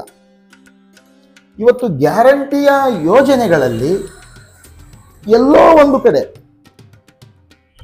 ಉದಾಹರಣೆಗೆ ನಿಮಗೆ ಹೇಳ್ಬೇಕಂದ್ರೆ, ನಾನು ಒಬ್ಬ ಸಂಘ ಸಂಸ್ಥೆಯ ಪ್ರತಿನಿಧಿಯಾಗಿ, ನಾನು ಒಂದು ಸಂಸ್ಥೆಯ ಕಾರ್ಯದರ್ಶಿಯಾಗಿ ಹೇಳ್ಬೇಕಂದ್ರೆ, ಈ ಹಿಂದೆ ಕನ್ನಡ ಸಾಂಸ್ಕೃತಿಕ ಕಾರ್ಯಕ್ರಮಗಳನ್ನು ಹಮ್ಮಿಕೊಳ್ಬೇಕಾದ್ರೆ ಕನ್ನಡ ಮತ್ತು ಸಂಸ್ಕೃತಿ ಇಲಾಖೆಯಿಂದ ನೂರಾರು ಸಂಘ ಸಂಸ್ಥೆಗಳಿಗೆ ಕಾರ್ಯಕ್ರಮಗಳನ್ನು ಮಾಡೋದಕ್ಕೆ ಅನುದಾನವನ್ನು ಮಂಜೂರು ಮಾಡ್ತಾ ಇದ್ರು. ಪ್ರಸ್ತುತ ಸಾವಿರಾರು ಕೋಟಿಗಳ ಇವತ್ತು ನೂರಾರು ಕೋಟಿಗಳ ಒಂದು ಗ್ಯಾರಂಟಿ ಯೋಜನೆ ಕೊಟ್ಟಿರುವುದರಿಂದ ಕನ್ನಡ ಪರ ಕಾರ್ಯಕ್ರಮಗಳನ್ನು ಮಾಡೋದಿಕ್ಕೆ ಇವತ್ತು ಸರ್ಕಾರದವರಿಗೆ ಏನಪ್ಪ ಅಂದ್ರೆ ಅನುದಾನವನ್ನ ಕೊಡುವಂತಹ ಕೊರತೆ, ಬಿಡುಗಡೆ ಮಾಡುವಂತ ಕೊರತೆ ಉಂಟಾಗಿದೆ. ಇವತ್ತು ನೀವು ಬೇಕಾದ್ರೂ ನೋಡಿ, ಕನ್ನಡ ಮತ್ತು ಸಂಸ್ಕೃತಿ ಇಲಾಖೆಯ ಧನ ಸಹಾಯದ ಅರ್ಜಿ ಕರೆದಾಗ ಈ ಹಿಂದೆ ಅನುದಾನವನ್ನ ಬಿಡುಗಡೆ ಮಾಡ್ತಾ ಇದ್ರು, ಕಾರ್ಯಕ್ರಮ ಮಾಡ್ತಾ ಇದ್ವಿ, ಎಲ್ಲ ದಾಖಲೆಗಳನ್ನ ಕೊಡ್ತಾ ಇದ್ವಿ. ಇವಾಗ ಮೊದಲು ನೀವು ಕಾರ್ಯಕ್ರಮ ಮಾಡಿ, ಅನುದಾನ ನಾವು ಕಾರ್ಯಕ್ರಮ ಮಾಡಿದ ಮೇಲೆ, ವರದಿ ಕೊಟ್ಟ ಮೇಲೆ ನಾವು ನಿಮಗೆ ಅನುದಾನವನ್ನ ಕೊಡ್ತಾ ಇದೀವಿ ಅಂತ. ಆದ್ರೂ ಕೂಡ ನಮ್ಮ ಕನ್ನಡ ಸಾಹಿತ್ಯ ಪರಿಷತ್ತಿನ ಹಣಕಾಸಿನ ವಿಷಯಕ್ಕೆ ಸಂಬಂಧಪಟ್ಟಂತೆ ಯಾವುದೇ ಕೊರತೆಯಾಗಿಲ್ಲ. ಹೆಚ್ಚಿನ ಮಾಹಿತಿ ಏನಪ್ಪ ಅಂದರೆ ನನಗಿಂತಲೂ ನಮ್ಮ ಕನ್ನಡ ಸಾಹಿತ್ಯ ಪರಿಷತ್ತಿನ ಸಂಬಂಧಪಟ್ಟಂಥ ಹಣಕಾಸಿನ ವಿಭಾಗದವರಿಗೆ ನಮ್ಮ ರಾಜ್ಯಾಧ್ಯಕ್ಷರ ಗಮನಕ್ಕೆ ಇರುತ್ತೆ. ಅದರ ಬಗ್ಗೆ ನಾನು ವಿಸ್ತಾರವಾಗಿ ಚರ್ಚೆ ಮಾಡೋದು ಸರಿಯಲ್ಲ. ಸರಿ ಅದು ಆಯ್ತು. ನಾನು ಈ ಕೇಳ್ತಾ ಇರೋದು, ಒಂದು ತಾಲೂಕಾ ಮಟ್ಟದಲ್ಲಿ ಕನ್ನಡ ಸಾಹಿತ್ಯ ಪರಿಷತ್ತು ಒಂದು ಸಣ್ಣ ಕಾರ್ಯಕ್ರಮ ಮಾಡಬೇಕು ಅನ್ನೋದು ವರ್ಷಕ್ಕೆ ಎಷ್ಟು, ತಿಂಗಳಿಗೆ ಒಂದು ಕಾರ್ಯಕ್ರಮ ಮಾಡಬಹುದಾ? ಅದು ನಿಯಮಗಳ ನೋಡಿ, ಈಗ ಒಂದು ತಾಲೂಕಾ ಸಮ್ಮೇಳನ ಮಾಡೋದಕ್ಕೆ 1 ಲಕ್ಷ ರೂಪಾಯಿ ಅನುದಾನ ಇದೆ. ಒಂದು ಜಿಲ್ಲಾ ಸಮ್ಮೇಳನ ಮಾಡೋದಕ್ಕೆ 5 ಲಕ್ಷ ಅನುದಾನ ಇದೆ. ಅನುದಾನದ ಲಭ್ಯತೆಗನುಗುಣವಾಗಿ ಕಾರ್ಯಕ್ರಮಗಳನ್ನು ಆಯೋಜನೆ ಮಾಡಿ ರಾಜ್ಯದಿಂದ ಅನುಮತಿ ತೆಗೆದುಕೊಂಡು ಕಾರ್ಯಕ್ರಮಗಳನ್ನು ಹಮ್ಮಿಕೊಳ್ಬೇಕಾಗುತ್ತೆ. ಉದಾಹರಣೆಗೆ ಹಲವಾರು ಜಿಲ್ಲೆಗಳಲ್ಲಿ, ಹಲವಾರು ತಾಲೂಕುಗಳಲ್ಲಿ ನಿರಂತರವಾಗಿ ಅವರೇನಪ್ಪ ಅಂದರೆ ರಾಜ್ಯ ಸಮಿತಿಯ ಒಂದು ಸಹಕಾರ ಒಪ್ಪಿಗೆ ತಗೊಂಡು ಜಿಲ್ಲಾ ಸಮ್ಮೇಳನಗಳನ್ನು, ತಾಲೂಕಾ ಸಮ್ಮೇಳನಗಳನ್ನು, ಉಪನ್ಯಾಸಗಳನ್ನು, ದತ್ತಿ ಕಾರ್ಯಕ್ರಮಗಳನ್ನು, ಶಿಬಿರಗಳನ್ನು ಯಶಸ್ವಿಯಾಗಿ ಮಾಡ್ತಾ ಇದ್ದಾರೆ. ಈಗ ಅದು ತಾಲೂಕಾದ ಸಮ್ಮೇಳನಕ್ಕೆ 1 ಲಕ್ಷ ರೂಪಾಯಿ ಅನುದಾನ ಕೊಡಕ್ಕೆ ಅದಕ್ಕೆ ಈ ಸದ್ಯದ ಏನು ಕೊರತೆ ಏನಿಲ್ಲ. ಅದು ಹಣಕಾಸಿನ ಲಭ್ಯತೆಗೆ ಅನುಗುಣವಾಗಿ ಅಲ್ಲಿ ಅನುಮತಿ ತಗೊಂಡು ಇಲ್ಲಿ ನಾವು ಹಮ್ಮಿಕೋಬೇಕಾಗುತ್ತೆ. ನೋಡಿ, ಮೊನ್ನೆ 3ನೇ ತಾರೀಕಿಗೆ ನಮ್ಮ ಒಂದು ಕಾರ್ಯಕ್ರಮ ಕವಿಗೋಷ್ಠಿ ಆಯ್ತು. ಇಲ್ಲಿ APMC ಅಲ್ಲಿ. ಯಾಕಂದ್ರೆ ಸ್ಥಳೀಯವಾಗಿನೂ ಹೇಳಲೇಬೇಕಾಗತ್ತೆ, ನೀವು ಸಂಬಂಧಪಟ್ಟಂತ ಪ್ರಶ್ನೆ ಕೇಳಿದಿರಿ. ಸನ್ಮಾನ್ಯ ಶಾಸಕರು ದೊಡ್ಡನಗೌಡ ಪಾಟೀಲ್ರೇ ಹೇಳಿದ್ರು ಅಲ್ಲೇ, ನಮಗೆ ಸನ್ಮಾನ್ಯ ತಾಲೂಕಾ ಅಧ್ಯಕ್ಷರಿಗೆ ಎಲ್ಲ ಪದಾಧಿಕಾರಿಗಳಿಗೆ ಹೇಳಿದ್ರು, 3 ವರ್ಷ ಆಗ್ತಾ ಬಂತು, ಸಮ್ಮೇಳನ ಆಗಿಲ್ಲ, ಸಮ್ಮೇಳನ ಮಾಡಿ ಅದು ಏನೇ ಸಹಾಯ ಸಹಕಾರ ಇದ್ರೆ ನಾನು ಕೊಡ್ತೀನಿ ಅಂತ ಹೇಳಿದ್ರು. ಮತ್ತೆ ಅದೇ ಈಗ ನಾನು ಕೇಳಿದ ಪ್ರಶ್ನೆನೇ ಅದೇ, 3 ವರ್ಷ ಆದ್ರೂ ಸಮ್ಮೇಳನಗಳಲ್ಲಿ ನಡೆದಿಲ್ಲ, ಅನುದಾನದ ಕೊರತೆ ಏನಾದ್ರು ಇದೆಯಾ, ಅದು ಕ್ಲಿಯರ್ ಜನರಿಗೆ ಅದು ಗೊತ್ತಾಗ್ಲಿ ಅನ್ನೋದು ಉದ್ದೇಶಕ್ಕೆ ಕೇಳಿರೋದು ನಾನು. ಸರ್, ಈಗ ಶಿವಮೊಗ್ಗ ಜಿಲ್ಲೆ, ಕಲಬುರಗಿ ಜಿಲ್ಲೆ, ಚಿಕ್ಕಮಗಳೂರು ಜಿಲ್ಲೆ, ಧಾರವಾಡ ಜಿಲ್ಲೆ, ರಾಯಚೂರು ಜಿಲ್ಲೆ, ಎಲ್ಲಾ ಕಡೆ ತಾಲೂಕು ಸಮ್ಮೇಳನಗಳು, ಜಿಲ್ಲಾ ಸಮ್ಮೇಳನಗಳು ನಡೀತಾ ಇದ್ವಿ, ಆಗಿದಾವೆ, ಮಾಡ್ತಾ ಇದ್ದಾರೆ ಅವರು. ಇಲ್ಲಿನೂ ಕೂಡ ನಾವು ಮಾಡ್ಲೇಬೇಕು, ಎಲ್ಲರನ್ನು ವಿಶ್ವಾಸಕ್ಕೆ ತೆಗೆದುಕೊಳ್ಬೇಕು. ಈಗ ಜಿಲ್ಲೆಯ ನಮ್ಮ ಕೊಪ್ಪಳ ಜಿಲ್ಲೆಯಾದ್ಯಂತ ನಡೀತಾ ಇದ್ವು ತಾಲೂಕಾ ಸಮ್ಮೇಳನಗಳು. ಕಾರಟಗಿಯಲ್ಲಿ ತಾಲೂಕಾ ಸಮ್ಮೇಳನ ಮಾಡಿದ್ರು, ಕೊಪ್ಪಳದಲ್ಲಿ ಮಾಡಿದ್ರು, ಮತ್ತಿಲ್ಲೇ ಹನುಮಸಾಗರದಲ್ಲಿನೂ ಜಿಲ್ಲಾ ಸಮ್ಮೇಳನ ಆಯ್ತು. ಆಯಾ ತಾಲೂಕಿನ ಅಧ್ಯಕ್ಷರು, ಆಯಾ ತಾಲೂಕಿನ ಪದಾಧಿಕಾರಿಗಳು ಸಕ್ರಿಯವಾಗಿ, ಕ್ರಿಯಾತ್ಮಕವಾಗಿ ಕಾರ್ಯರೂಪಕ್ಕೆ ಅದನ್ನ ಸಮ್ಮೇಳನ ಮಾಡಬಹುದು. ಈಗ ಉದಾಹರಣೆಗೆ ಸರ್, ಕನ್ನಡದ ಕೆಲಸಕ್ಕೆ, ಕನ್ನಡದ ಕಾರ್ಯಕ್ರಮಕ್ಕೆ ನಾವುಗಳು ನಮ್ಮ ಕಸಪದ ಒಂದು ಇದನ್ನ ನಾವು ಕಾಯ್ಲಾರ್ದನೆ ಕನ್ನಡದ ಕಾರ್ಯಕ್ರಮ ಮಾಡ್ತೀವಪ್ಪ ಅಂತಂದ್ರೆ, ಉದಾರ ದಾನಿಗಳು, ಮಹಾನ್ ದಾನಿಗಳು ಎಲ್ರು ಏನಪ್ಪ ಅಂದ್ರೆ ಕೊಟ್ಟೆ ಕೊಡ್ತಾರೆ. ಉದಾಹರಣೆಗೆ ಒಂದೇ ಮಾತಲ್ಲಿ ಹೇಳ್ಬೇಕಪ್ಪ ಅಂತಂದ್ರೆ, ಸುಮಾರು 65-67 ವರ್ಷದಿಂದ ನಿಂತಿರುವಂತಹ ಗ್ರಾಮ ದೇವತೆ ದ್ಯಾಮಾಂಬಿಕಾ ದೇವಿ ಜಾತ್ರೆ ಮಾಡ್ತೀವಿ ಅಂತೇಳಿ ಹೋದಾಗ, ಧಾರ್ಮಿಕ ಕಾರ್ಯಕ್ರಮಕ್ಕೆ ಹೋದಾಗ ಅಲ್ಲೇನಾಯ್ತು ಹೇಳಿ, ಕೊಟ್ರು ಯಶಸ್ವಿಯಾಗಿ ಮಾಡಿದ್ರು. ಇವಾಗ ಸಾಹಿತಿಗಳಿಗೆ, ಉದಯೋನ್ಮುಖ ಕವಿಗಳಿಗೆ ವೇದಿಕೆ ಅಂತ ಸಿಗೋದಂದ್ರೆ ಒಂದು ನಿಜ, ಸಮ್ಮೇಳನ, ಅಕ್ಷರ ಜಾತ್ರೆ ನಿಜ, ಅದು ಆಗ್ಲೇಬೇಕು ನಿಜ. ಆ ನಿಟ್ಟಿನಲ್ಲಿ ತಾವು ಏನಾದರೂ ತಮ್ಗ ಜಿಲ್ಲಾ ಅಧ್ಯಕ್ಷರು ಮತ್ತು ತಾಲೂಕಾ ಅಧ್ಯಕ್ಷರಿಗೆ ಈ ನಿಮ್ಮ ವ್ಯಾಪ್ತಿಯೊಳಗೆ ಏನಾದರೂ ಸಲಹೆ ಏನಾದ್ರು ಕೊಟ್ಟಿದ್ದೀರಾ? ಮೊನ್ನೆ ನಮ್ಮ ಕಾರ್ಯಕಾರಿ ಸಮಿತಿ ಸಭೆಗೆ ಜಿಲ್ಲಾಧ್ಯಕ್ಷರು ಬಂದಾಗ ನಾವು ಅವರು ರಾಜ್ಯಾಧ್ಯಕ್ಷರ ಹತ್ರ ಚರ್ಚೆ ಮಾಡಿದಾಗ, ಈ ನಮ್ಮ ಅಖಿಲ ಭಾರತ ಸಾಹಿತ್ಯ ಸಮ್ಮೇಳನ ಆದಮೇಲೆ ಇಲ್ಲೇ ನಮ್ಮ ಕುಷ್ಟಗಿಯ ತಾಲೂಕಿನ 2 ತಾಲೂಕಾ ಸಾಹಿತ್ಯ ಸಮ್ಮೇಳನವನ್ನು, ಅದರ ಜೊತೆಗೆ ಒಂದು ಜಿಲ್ಲಾ ಸಮ್ಮೇಳನವನ್ನು ಹಮ್ಮಿಕೊಳ್ತೀವಿ ಅಂತ ಹೇಳಿದಾಗ, ಅವರು ಕೂಡ ಸಮ್ಮೇಳನ ಆದಮೇಲೆ ನೀವು ಅದನ್ನು ಹಂತ ಹಂತವಾಗಿ ಯಾವ ರೀತಿಯಾಗಿ ಅದನ್ನೊಂದು ಕ್ರಿಯೆಯನ್ನು ಮಾಡಬೇಕು ಆ ರೀತಿಯಾಗಿ ಮಾಡಿ ಹಮ್ಮಿಕೊಳ್ಳಿ ಅಂತ ಹೇಳಿದರು. ಇಲ್ಲಿ ವ್ಯಕ್ತಿ ಮುಖ್ಯ ಇರಲ್ಲ, ಕನ್ನಡ ಸಾಹಿತ್ಯ ಪರಿಷತ್ ಮುಖ್ಯ ಇರುತ್ತೆ. ಈಗ ನಾನು ಕೇಂದ್ರ ಸಂಘ ಸಂಸ್ಥೆ ಪ್ರತಿನಿಧಿ, ನಾನು 5 ವರ್ಷ ಇರಬಲ್ಲೆ, 2 ವರ್ಷ ಇರಬಲ್ಲೆ. ಅದ್ರ ಜೊತೆಗೆ ಒಂದು ಹಡಗು ನಾವಿಕ, ಆ ನಾವಿಕ ಏನಪ್ಪ ಅಂದ್ರೆ ಮುಖ್ಯ. ಆ ನಾವಿಕ ಯಾರು ಇಲ್ಲೇ ನಮ್ಮ ತಾಲೂಕಿನಲ್ಲಿ? ತಾಲೂಕು ಅಧ್ಯಕ್ಷ, ಸನ್ಮಾನ್ಯ ತಾಲೂಕು ಅಧ್ಯಕ್ಷರು. ಯಾವತ್ತಾದರೂ ಅವರು ನಾವು ತಾಲೂಕಾ ಸಮ್ಮೇಳನ ಮಾಡ್ತೀವಿ ಅಂತೇಳಿ, ನಮ್ಮ ಕೇಂದ್ರ ಸಂಘ ಸಂಸ್ಥೆ ಪ್ರತಿನಿಧಿ ನಾನು, ನನ್ನನ್ನು ಕೇಳಲಿಲ್ಲ. ಅಥವಾ ಒಬ್ಬ ತಾಲೂಕಿನ ಅಧ್ಯಕ್ಷರು ಆಜೀವ ಸದಸ್ಯ ಪ್ರತಿ ವರ್ಷಕ್ಕೂ ಕರಿಬೇಕು. ಇಲ್ಲಿ ನೀವು ಸ್ಥಳೀಯದ್ದು ಹೇಳಕತ್ತೀರಿ, ಸ್ಥಳೀಯದ್ದು ಅವರೇ ಬಂದು ಕೇಳ್ಕೊಂತ ತಾವಾದ್ರೆ ಸೂಚನೆ ಏನಾದ್ರು ಕೊಟ್ಟಿದ್ದು, ಸಲಹೆಗಳು ಏನಾದ್ರು ಕೊಟ್ಟಿದ್ರು, ಈ ರೀತಿ ಕೃಷಿ ತಾಲೂಕಿನಲ್ಲಿ ಇದೆಯೋ ಬೇರೆ ಬೇರೆ ತಾಲೂಕಿನಲ್ಲಿ ಮಾಡಿ ಅಂತ ಹೇಳಿದೀವಿ. ಸಮ್ಮೇಳನ ಮಾಡಿ ಸಹಕಾರ ಕೊಡ್ತೀವಿ, ಎಲ್ಲರೂ ಒಟ್ಟಿಗೆ ಮಾಡೋಣ ಅಂತ ಹೇಳಿದೀವಿ. ಮತ್ತೆ ಅವ್ರ ಹತ್ರ ಅವರು ಒಂದು ಕಸಪದ ಶಿಷ್ಟಾಚಾರದ ಪ್ರಕಾರ ಇರೋಣ ಅಂತ ಹೇಳಿ ಅಂದಾಗ ಅವರು ವೈಯಕ್ತಿಕವಾಗಿ ಮಾತಾಡ್ತಾರಪ್ಪ ಅಂದ್ರೆ ನಮಗ್ ಬರೀ ಕುಷ್ಟಿಗೆ ಒಂದೇ ಇರಲ್ಲ. ಈ ಸಮಸ್ಯೆ ಖುಷಿನ ಇದೆಯೋ ಏನ್ ಬೇರೆ ಬೇರೆ ಎಲ್ಲೂ ಇಲ್ಲ. ನಮಗೆ ಎಲ್ಲ ಜಿಲ್ಲೆಯವರು ಕರಿತಾರೆ, ಎಲ್ಲ ತಾಲೂಕಿನವರು ಕರಿತಾರೆ. ನಮ್ಗ ನಿಮ್ಗೆ ಸಮಯ ಇದ್ರೆ ಬನ್ನಿ ಅಂತವ್ರೆ. ನೋಡಿ ಸಂಗಮೇಶ್ ಅವರೇ, ಕೊಪ್ಪಳ ಜಿಲ್ಲೆಯಲ್ಲಿ ಕನ್ನಡ ಸಾಹಿತ್ಯ ಪರಿಷತ್ತನ್ನ ಕಟ್ಟಿ ಬೆಳೆಸಿದವರು ಸನ್ಮಾನ್ಯ ಶ್ರೀ ಶೇಖರಗೌಡ ಮಾಲಿಪಾಟೀಲ್ರು, ಅವರ ಹಿಂದೆ ವೀರಣ್ಣ ನಿಂಗೋಜಿ ಅವರು, ಹಲವಾರು ಮಹನೀಯರಿದ್ದಾರೆ, ಹಲವಾರು ತಾಲೂಕು ಅಧ್ಯಕ್ಷರುಗಳಾಗಿ ಹೋಗಿದ್ದಾರೆ. ನಾನು ಇದನ್ನ ಒಬ್ಬರ ಬಗ್ಗೆ ಆರೋಪ ಮಾಡ್ತಾ ಇಲ್ಲ. ಯಾಕೆ ಅವಾಗ ತಾಲೂಕಾ ಸಮ್ಮೇಳನಗಳಾದವು, ಈಗ ಯಾಕೆ ತಾಲೂಕಾ ಸಾಹಿತ್ಯ ಸಮ್ಮೇಳನಗಳಾಗ್ತಾ ಇಲ್ಲ? ಅಲ್ಲ, ಈ ಕುರಿತು ಅಜೀವ ಸದಸ್ಯರು ಏನ್ ಧ್ವನಿ ಎತ್ತಾ ಇಲ್ವಾ? ಧ್ವನಿ ಎತ್ತಿದ್ರಲ್ಲ, ಜಿಲ್ಲಾಧ್ಯಕ್ಷರಿಗೂ ಹೇಳಿದ್ರು. ಬುತ್ತಿ ಬಸವೇಶ್ವರ ದೇವಸ್ಥಾನದಲ್ಲಿ ಸಭೆನೂ ಮಾಡಿದ್ವಿ. ಆಮೇಲೆ ಕಂದಕೂರು ಗ್ರಾಮದಲ್ಲಿ ಸಮ್ಮೇಳನ ಮಾಡ್ಲಿಕ್ಕೆ ಅವರು ಸಿದ್ಧರಿದ್ರು. ಅದೊಂದು ಯಾವುದೋ ಒಂದು ಜವಾಬ್ದಾರಿ ಸಲುವಾಗಿ ಅಲ್ಲೇ ಅದು ಸಮ್ಮೇಳನ ಏನಪ್ಪ ಅಂತಂದ್ರೆ ಸ್ಥಗಿತಗೊಂಡಿತ್ತು. ಆ ಸಭೆಗೆ ಏನಪ್ಪ ಅಂದ್ರೆ ನಮಗೆ ಆ ಸಭೆ ಬಗ್ಗೆ ಗೊತ್ತೇ ಇದ್ದಿಲ್ಲ. ಸರಿ, ಇದ್ರದ್ದಾಯ್ತು. ಈ ಬಗ್ಗೆ ಅಜೀವ್ ಸದಸ್ಯರಿ ತಾವು ಏನು ಸಂದೇಶ ಹೇಳಲು ಇಚ್ಛೆ ಪಡ್ತೀರಿ? ಇದು ಚೈತನ್ಯ ಹೊಂದಬೇಕಂದ್ರೆ ತಾವೇನು? ಇಲ್ಲಿ ಕನ್ನಡ ಸಾಹಿತ್ಯ ಪರಿಷತ್ತು ಎಲ್ಲ ಕನ್ನಡಿಗರ ಒಂದು ಪ್ರಾತಿನಿಧಿಕ ಪರಿಷತ್ತು. ಎಲ್ಲರೂ ಅಧ್ಯಕ್ಷರೇ ಮಾಡಬೇಕಂತೇನಿಲ್ಲ, ಕೇಂದ್ರ ಪ್ರತಿನಿಧಿ ಜಿಲ್ಲಾಧ್ಯಕ್ಷರೇನಿಲ್ಲ, ಎಲ್ಲರ ಒಂದು ಸಹಭಾಗಿತ್ವ ಬೇಕೇ ಬೇಕು. ಸರ್ಕಾರ ಇರಲಿ, ಸಾರ್ವಜನಿಕರಿರಲಿ, ಸಂಘ ಸಂಸ್ಥೆಯವರಿರಲಿ, ಬೇಕೇ ಬೇಕು. ಮೊದಲು ಕರ್ನಾಟಕ ಸಾಹಿತ್ಯ ಪರಿಷತ್ತು, ಆಮೇಲೆ ಕನ್ನಡ ಸಾಹಿತ್ಯ ಪರಿಷತ್ತು.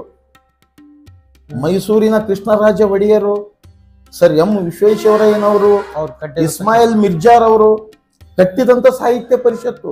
ಎಂತೆಂಥ ಮಹನೀಯರು ರಾಜ್ಯಾಧ್ಯಕ್ಷರಾಗಿ ಹೋಗಿದ್ದಾರೆ. ಇಂತಹ ಒಂದು ಪ್ರಾತಿನಿಧಿಕ ಸಂಸ್ಥೆಯನ್ನ ಅದರಲ್ಲಿ ನಾವು ಇದ್ದು ನಿಜವಾಗ್ಲೂ ಅಲ್ಲೇ ಇದು ಸೇವೆ. ಇಲ್ಲಿ ಒಬ್ಬರ ಬಗ್ಗೆ ನಾವು ಇದು ಅಂತೇನಲ್ಲ. ಸರಿ, ಇವಾಗ ಆ ನಿಟ್ಟಿನಲ್ಲಿ ಮಾಡಬೇಕು. ಅಕ್ಕಪಕ್ಕದ ಜಿಲ್ಲೆಗಳಲ್ಲಿ ಈ ಕನ್ನಡ ಹಬ್ಬವನ್ನು ನೋಡಿದಂದ್ರೆ ಇಲ್ಲಿ ಜನರಿಗೆ ಅದು ಕೊರಗು, ನಮ್ಮಲ್ಲಿ ಆಗ್ಬೇಕು ಅನ್ನೋದೊಂದು. ತಾವು ಉದಯೋನ್ಮುಖ ಮತ್ತು ಎಲೆಮೆರಿಕಾಯಿ ಇರತಕ್ಕಂಥ ಸಾಧಕರನ್ನ ಗುರುತಿಸಿ ವೇದಿಕೆ ಕಲ್ಪಿಸುವ ಕಾರ್ಯವಾಗಬೇಕು.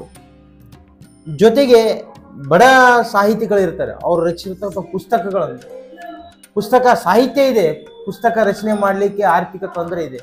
ಆ ನಿಟ್ಟಿನಲ್ಲಿ ಸಾಹಿತ್ಯ ಪರಿಷತ್ನಿಂದ ಏನಾದರೂ ತಾವು? ಒಳ್ಳೆ ಪ್ರಶ್ನೆ ನಿಮ್ಮದು. ನಿಜವಾಗ್ಲೂ ಮೊದಲು ಶಾಲಾ ಕಾಲೇಜುಗಳಲ್ಲಿ, ಪದವಿ ಕಾಲೇಜುಗಳಲ್ಲಿ ಯುವಕರಿಗೆ, ವಿದ್ಯಾರ್ಥಿಗಳಿಗೆ ಕಾವ್ಯದ ರಚನೆ ಬಗ್ಗೆ, ಲೇಖನದ ಬಗ್ಗೆ ಅರಿವು ಮೂಡಿಸುವಂತಹ, ಅವರಿಗೆ ಅದರ ಬಗ್ಗೆ ಆಸಕ್ತಿ ವಹಿಸುವಂತಹ ಕಾರ್ಯಕ್ರಮಗಳನ್ನ, ಶಿಬಿರಗಳನ್ನ ಹಮ್ಮಿಕೋಬೇಕು. ಈ ಹಿಂದೆ ನಾವು ಕನಸು ಅನ್ನುವಂಥ ಒಂದು ಸಂಸ್ಥೆಯನ್ನು ಹುಟ್ಟು ಹಾಕಿ ಶರಣಪ್ಪ ನಿಡಿಶೇಶಿ, ನಾವು, ಶರಣಪ್ಪ ವಡ್ಡಿಗೇರಿಯವರು, ರವೀಂದ್ರ ಬಾಕಳೆಯವರು, ನಟರಾಜ್ ಸೋನಾರ್ ಅವರು, ಉಮೇಶ್ ಹಿರೇಮಠರವರು, ಶ್ರೀನಿವಾಸ್ ಜಾಗೀರ್ದಾರ್ ಅವರು ಎಲ್ಲರೂ ಏನಪ್ಪ ಅಂದ್ರೆ ಅಲ್ಲೇ ವಿದ್ಯಾರ್ಥಿಗಳಿಗೆ ಕವನ ಬರೆಯೋದು, ಚಿತ್ರಕಲೆ ಬಿಡಿಸೋದು, ನಾಟಕ ಮಾಡಿಸೋದು ಅಂಥವನ್ನೆಲ್ಲ ಕಾರ್ಯಕ್ರಮಗಳನ್ನು ಹಾಕ್ಕೊಂಡಿದ್ದೀವಿ. ಅಂಥವನ್ನ ಹಾಕ್ಕೊಳ್ಳೇಬೇಕು. ಇವಾಗ ಹಾಕ್ಕೊಳ್ಳೇಬೇಕದು. ಅದು ಪ್ರಸ್ತುತ. ಯಾಕೆಂದ್ರೆ ಉದಯೋನ್ಮುಖ ಸಾಹಿತಿಗಳು, ಉದಯೋನ್ಮುಖ ಬರಹಗಾರರು ನಮ್ಮ ತಾಲೂಕಿನಲ್ಲಿ ಏನಪ್ಪ ಅಂದ್ರೆ ಹೇರಳವಾಗಿದ್ದಾರೆ. ಅವ್ರಿಗೇನಪ್ಪ ಅಂದ್ರೆ ಸರಿಯಾದಂಥ ಒಂದು ಮಾರ್ಗದರ್ಶನ ಇಲ್ಲ, ಸರಿಯಾದಂಥ ಒಂದು ವೇದಿಕೆ ಸಿಗ್ತಾ ಇಲ್ಲ. ಈಗ ತಾವು ಹೇಳಿದ್ರಿ, ಒಂದು ಒಳ್ಳೆ ಅಂಶವನ್ನ ಹೇಳಿದ್ರಿ. ಒಂದು ಸಾಹಿತ್ಯ ಜಾತ್ರೆ ಆದ್ರೆ, ಒಂದು ಸಾಹಿತ್ಯ ಸಮ್ಮೇಳನ ಆದ್ರೆ 100 ಜನ ಕವಿಗಳಿಗೆ, ಬರಹಗಾರರಿಗೆ ಒಂದು ಅವಕಾಶ ಸಿಗುತ್ತೆ ಅಂತ. ಇದನ್ನ ನೀವೇನು ಈ ಕಾರ್ಯಕ್ರಮವನ್ನೇನು ಇವತ್ತು ನೀವು ಇದನ್ನ ಆಯೋಜನೆ ಮಾಡ್ತಾ ಇದ್ದೀರಲ್ಲ, ನಿಜವಾಗಲೂ ಏನಪ್ಪ ಅಂದ್ರೆ ಈ ಕಾರ್ಯಕ್ರಮ ಇಡೀ ನಮ್ಮ ಕನ್ನಡ ಸಾಹಿತ್ಯ ಪರಿಷತ್ತಿಗೆ ಮತ್ತು ನಮ್ಮ ಕನ್ನಡ ನಾಡಿಗೆ ಇದು ಒಂದು ದಿಕ್ಸೂಚಿ, ಇದು ಒಂದು ಮಾದರಿಯಾದಂತ ಕಾರ್ಯಕ್ರಮ. ನಾವು ಅಭಿಪ್ರಾಯಗಳನ್ನು ಅವ್ರು ಕೇಳ್ತಕ್ಕಂಥ ಬೇಡಿಕೆಗಳನ್ನು ತಮ್ಮ ಮುಂದೆ ಇಡಬಹುದು ಹೊರತು ತಾವು ಅದನ್ನ ಅನುಷ್ಠಾನಕ್ಕೆ ತರ ಕೆಲಸ ಮಾಡಬೇಕು. ಇವಾಗ ನಾನು ಹೇಳ್ತಾ ಇದ್ದೀನಿ, ಕೆಲ ಸಮೀಕ್ಷೆ ಪ್ರಕಾರ, ವಿದೇಶಿಗ ಸಮೀಕ್ಷೆ ಪ್ರಕಾರ ಪ್ರಪಂಚದಲ್ಲಿ 71 ಭಾಷೆಗಳಲ್ಲಿ, ಅಳಿವಿನಂಚಿನಲ್ಲಿರೋ 71 ಭಾಷೆಗಳಲ್ಲಿ ಕನ್ನಡವೂ ಒಂದು ಇದೆ. ಯಾಕೆ ಅನ್ನಂದ್ರ ಕನ್ನಡ ಸ್ವರ್ಗತಾ ಇದೆ, ಅನ್ಯ ಭಾಷಿಕರ ದಾಳಿ ಆಗ್ತಾ ಇದೆ, ಜೊತೆಗೆ ಆಂಗ್ಲ ವ್ಯಾಮೋಹ ಹೆಚ್ಚುತ್ತಿದೆ, ಸಾಹಿತ್ಯ ಚಟುವಟಿಕೆ ಕಡಿಮೆಯಾಗಿದೆ, ಓದುಗರ ಸಂಖ್ಯೆ ಕಡಿಮೆಯಾಗಿದೆ. ಹೀಗಾದರೆ ಸತ್ಯ ಅನ್ನಲ್ಲ, ಅದು ಭವಿಷ್ಯದಲ್ಲಿ ಕನ್ನಡ ಅಳಿಬಹುದು. ಹಾಗಾಗಿ ಕನ್ನಡ ಕಟ್ಟಿ ಬೆಳೆಸಬೇಕಾದ ಜವಾಬ್ದಾರಿ ಕನ್ನಡ ಸಾಹಿತ್ಯ ಪರಿಷತ್. ಅದನ್ನ ತಾವು ಹೇಗೆ ಅದನ್ನ ಕನ್ನಡ ಕಟ್ಟುವಲ್ಲಿ ಕಾರ್ಯ ಮಾಡಲು ಸಾಧ್ಯವಿದೆ, ಅಧ್ಯಕ್ಷರಾದಿಯಾಗಿ ತಾವು ಸ್ಥಳೀಯ ತಾಲೂಕು, ಜಿಲ್ಲಾ, ರಾಜ್ಯಾಧ್ಯಕ್ಷರವರೆಗೂ ಇದು ಏನು ಕಾರ್ಯಕ್ರಮ ಆಯೋಜನೆ ಮಾಡ್ತೀನಿ ನೀವು? ಒಳ್ಳೆ ಪ್ರಶ್ನೆ ತಮ್ಮದು. ಈಗಾಗಲೇ ಹೇಳಿದ ಹಾಗೆ ಕನ್ನಡ ಶಾಲೆಯನ್ನು ಗಡಿನಾಡ ಭಾಗದಲ್ಲಿ, ಕರ್ನಾಟಕದಲ್ಲಿ ಮುಚ್ಚೋದಕ್ಕೆ ಬಿಡೋದಿಲ್ಲ. ಮುಲಾಜಿಲ್ಲದೆ ನಾನು ಸರ್ಕಾರ ಇರಲಿ, ಯಾವುದೇ ಸರ್ಕಾರ ಇರಲಿ, ಅದರ ವಿರುದ್ಧ ಧ್ವನಿ ಎತ್ತೀನಿ, ಎಲ್ಲ ಸಾಮೂಹಿಕ ಸಂಘ ಸಂಸ್ಥೆಗಳ ಒಂದು ಸಹಕಾರದೊಂದಿಗೆ ಅಂತೇಳಿ ರಾಜ್ಯಾಧ್ಯಕ್ಷರು ಹೇಳಿದ್ದಾರೆ. ಹೀಗಿರುವಾಗ ಕನ್ನಡ ಭಾಷೆಯನ್ನು ಅವನತಿಗೆ ಹೋಗುವಂತಹ ಒಂದು ಪರಿಸ್ಥಿತಿ ಬಿಡೋಕೆ ಸಾಧ್ಯನೇ ಇಲ್ಲ. ಇದರಲ್ಲಿ ಸ್ವತಃ ನಾನು ಒಬ್ಬ ಪಾಲಕ. ಈಗ ನಾನೇನು ಮಾಡ್ತೀನಿ, ಇಂಗ್ಲೀಷ್ ಮೀಡಿಯಮಿಗೆ ಹಚ್ಚಬೇಕು. ಅಲ್ಲಿ ಆದರೆ ಮಗ KS IAS ಪಾಸ್ ಆಗ್ತಾನೆ, ಉನ್ನತ ಹುದ್ದೆಗೆ ಹೋಗ್ತಾನೆ. ಯಾಕೆ?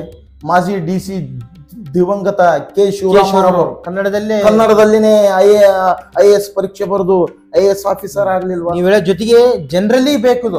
ಇದು ಸರ್ಕಾರ, ಒಂದು ಸ್ವಾಯತ್ತ ಸಂಸ್ಥೆ, ಒಬ್ಬ ವ್ಯಕ್ತಿ ಮಾಡೋಂಥದ್ದಲ್ಲ. ಇವತ್ತು ನೋಡಿ, ಹಬ್ಬದ ವಾತಾವರಣ ಸೃಷ್ಟಿ ಮಾಡಿದಂದ್ರೆ, ಹಬ್ಬದ ಸೊಗಡು ಆ ಮಗು ನೋಡಿದಂದ್ರೆ ತಾನು ಹಬ್ಬ ಮಾಡ್ತೀನಿ ಅಂತ ಹೊರಡ್ತೈತೆ. ಹಂಗ ಕನ್ನಡದ ಹಬ್ಬಗಳಾಗಬೇಕು, ಜಾಗೃತಿ ಕಾರ್ಯಕ್ರಮಗಳಾಗಬೇಕು, ಕವಿಗಳ ಪರಿಚಯ ಆಗ್ಬೇಕು. ನಿಜ, 100% ಸತ್ಯ.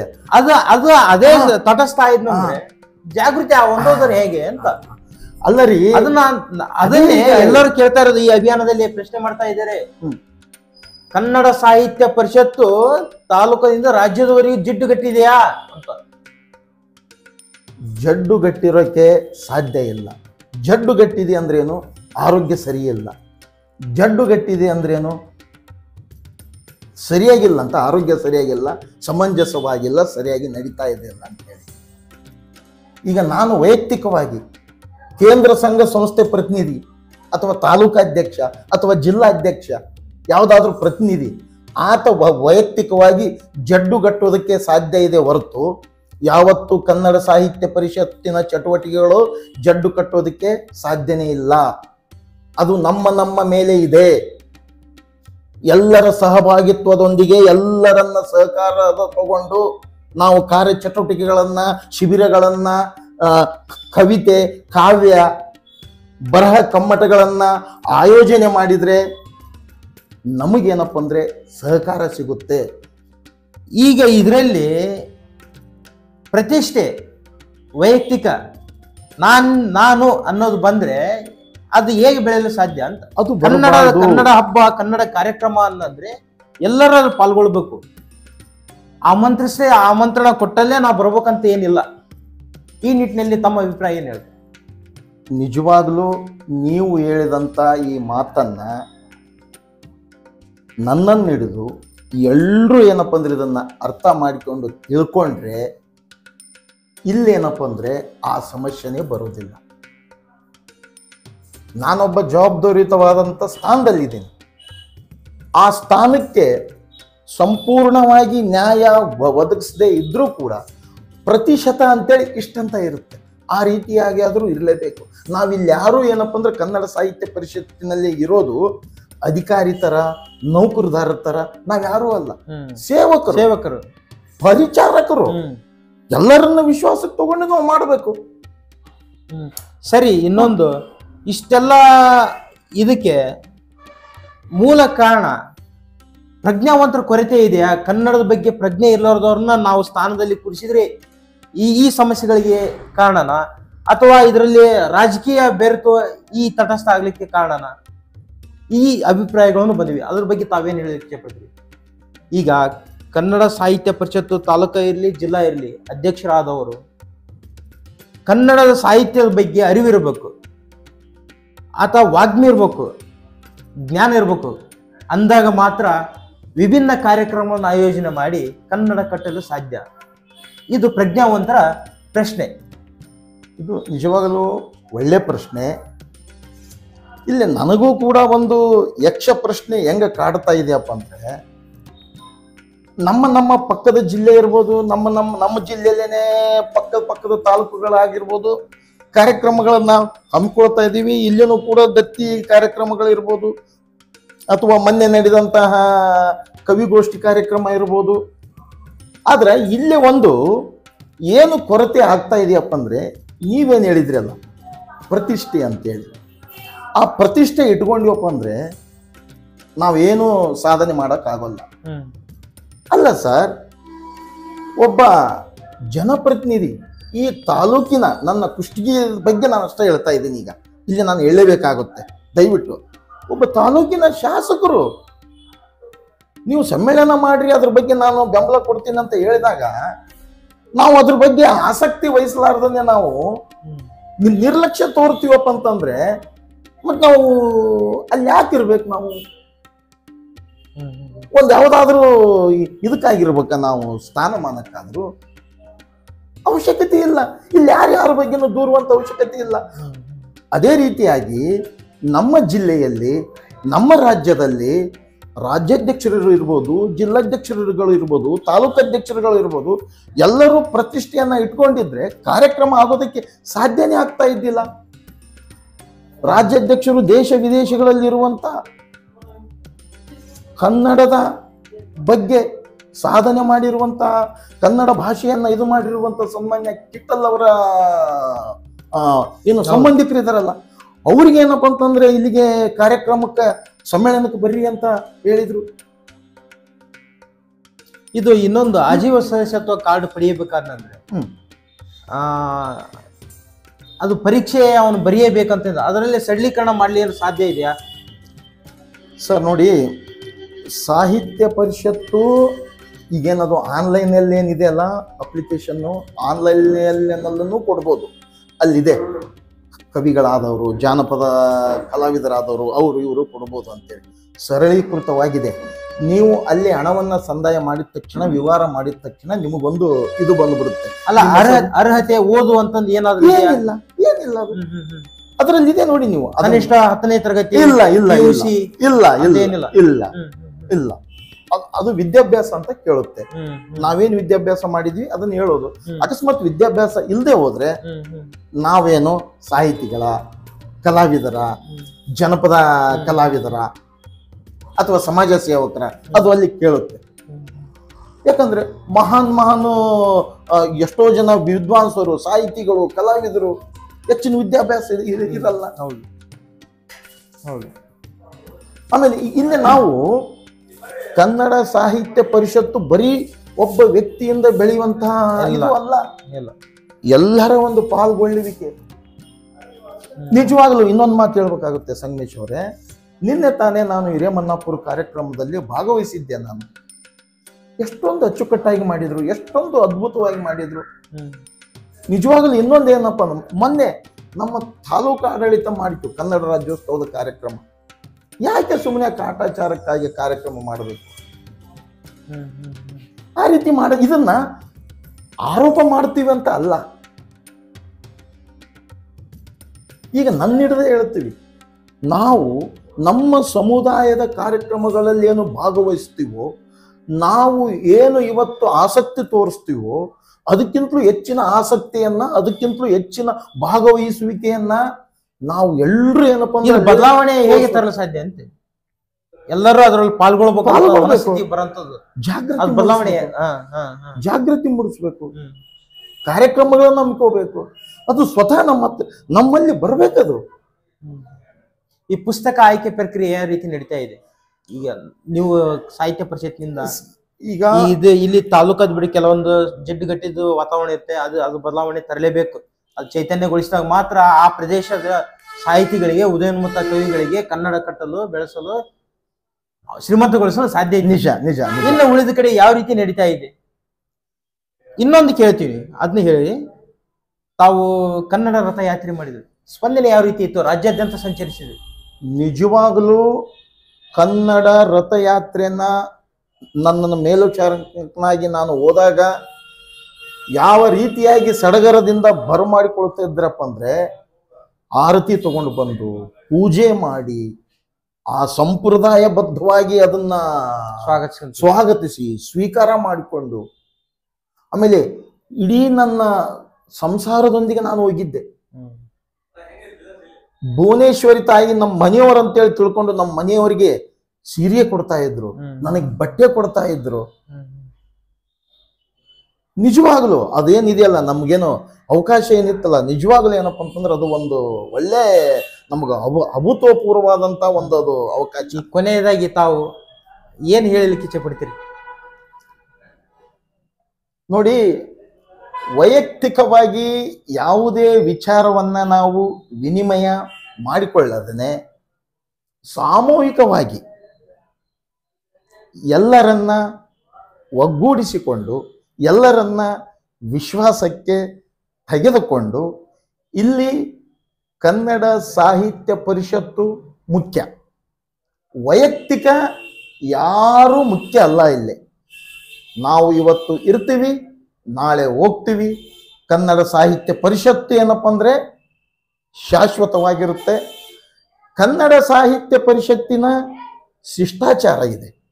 ಆ ಕನ್ನಡ ಸಾಹಿತ್ಯ ಪರಿಷತ್ತಿನ ಶಿಷ್ಟಾಚಾರಕ್ಕೆ ಅನುಗುಣವಾಗಿ ರಾಜ್ಯಾಧ್ಯಕ್ಷರಿರ್ಬೋದು, ನಮ್ಮ ಜಿಲ್ಲಾಧ್ಯಕ್ಷರಿರ್ಬೋದು, ಅಥವಾ ತಾಲೂಕು ಅಧ್ಯಕ್ಷರುಗಳಿರ್ಬೋದು, ಕಾರ್ಯಕ್ರಮ ಮಾಡ್ತೀವಿಯಪ್ಪ ಅಂತಂದ್ರೆ ರಾಜ್ಯಾಧ್ಯಕ್ಷರ ಬೆಂಬಲನೂ ಇದೆ, ಜಿಲ್ಲಾಧ್ಯಕ್ಷರ ಬೆಂಬಲನೂ ಇದೆ.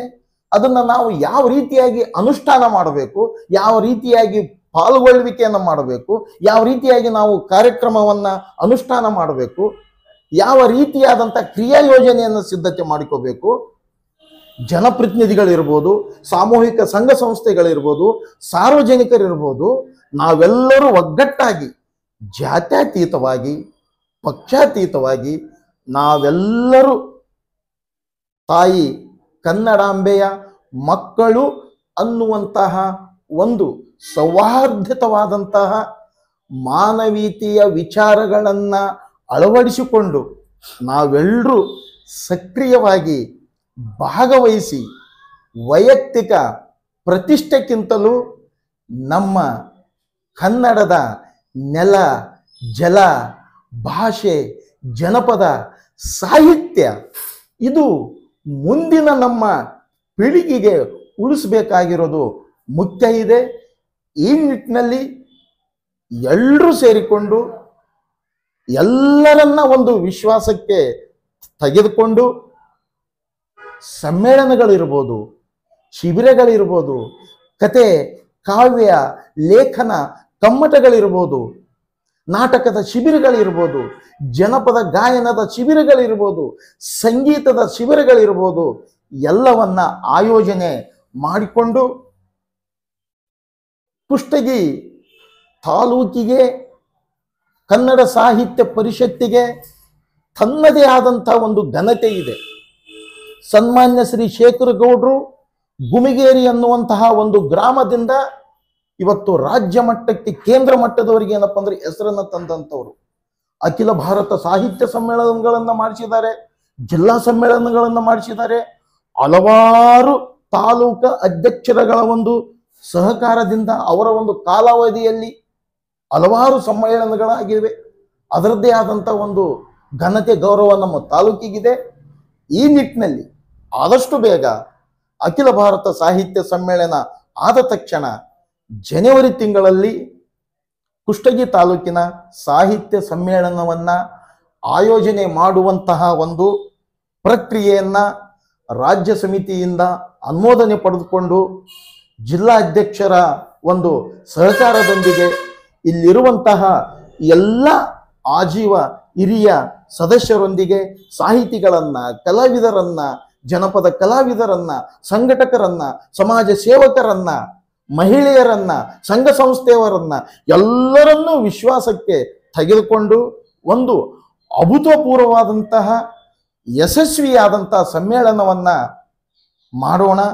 ನಿಜವಾಗಲೂ ಯಾರ ಬಗ್ಗೆನೂ ಇದು ವೈಯಕ್ತಿಕವಾಗಿ ಟೀಕೆ ಮಾಡುವಂತಹ ಉದ್ದೇಶ ಅಲ್ಲ. ಹಲವಾರು ತಾಲೂಕಾ ಅಧ್ಯಕ್ಷರುಗಳಿದ್ದಾರೆ.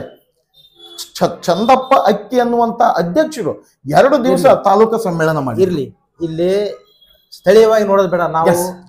ಈ ಸರ್, ಬೇರೆ ಒಬ್ಬ ಬೇರೆ ಸ್ಥಳೀಯನಾಗಿರೋದ್ರಿಂದ ಹೇಳಬೇಕಾಗಿರ್ಲಿ.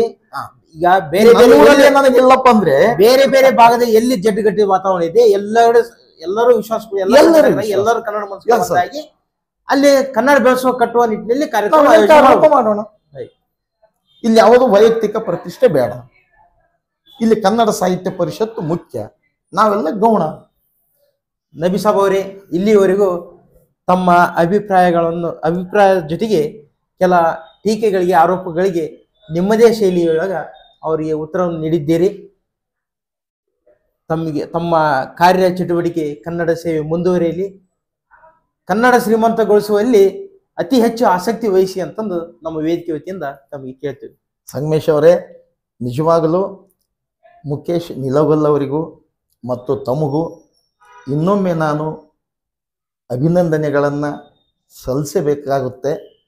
ಯಾಕಪ್ಪ ಅಂದರೆ ನಮ್ಮ ನಗರದಲ್ಲಿರುವಂತಹ, ತಾಲೂಕಿನಲ್ಲಿರುವಂತಹ ಕಲಾವಿದರನ್ನು, ಕವಿಗಳನ್ನು, ಸಮಾಜ ಸೇವಕರನ್ನು, ಚಿಂತಕರನ್ನು ಕರೆಸಿ ಈ ವೇದಿಕೆಯನ್ನು ಸೃಷ್ಟಿ ಮಾಡಿ, ಏನು ಕನ್ನಡ ಉಳಿಬೇಕು, ಕನ್ನಡ ಭಾಷೆಯನ್ನು ಬೆಳೆಸಬೇಕು ಅನ್ನುವಂಥ ಒಂದು ಆ ಧ್ಯೇಯದೊಂದಿಗೆ ನೀವು ಹೊಂಟಿದ್ದೀರಲ್ಲ.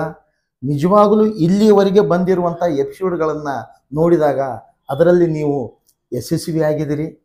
ಮುಂಬರುವ ದಿನಮಾನಗಳಲ್ಲಿ ನಮ್ಮ ತಾಲೂಕಿಗೆ ಸೀಮಿತ ಆಗದೆ ನಮ್ಮ ಜಿಲ್ಲೆಯಲ್ಲಿರುವಂತಹ ಮಹಾನ್ ಸಾಹಿತಿಗಳು, ಕಲಾವಿದರು, ಸಾಧಕರನ್ನು ತಾವುಗಳು ಗುರುತಿಸಿಕೊಂಡು ಒಳ್ಳೆಯ ಒಂದು ಕಾರ್ಯಕ್ರಮಗಳನ್ನು ಇದಕ್ಕಿಂತಲೂ ಅಚ್ಚುಕಟ್ಟಾಗಿ ನಾವು ನಮ್ಮ ಕೈಲಿ ಸಾಧ್ಯವಾದಷ್ಟು ನಾವು ವೇದಿಕೆ ನಿಮ್ಮ ಸಹಕಾರ ಸಾಹಿತ್ಯ ಪರಿಷತ್ ಕಾರ್ಯ ಇರ್ತೀವಿ. ಆಮೇಲೆ ನಮ್ಮಿಂದ ಏನೇ ಸಹಕಾರ ಇದ್ರೂ ಇದು ಮಾಡ್ತೀವಿ.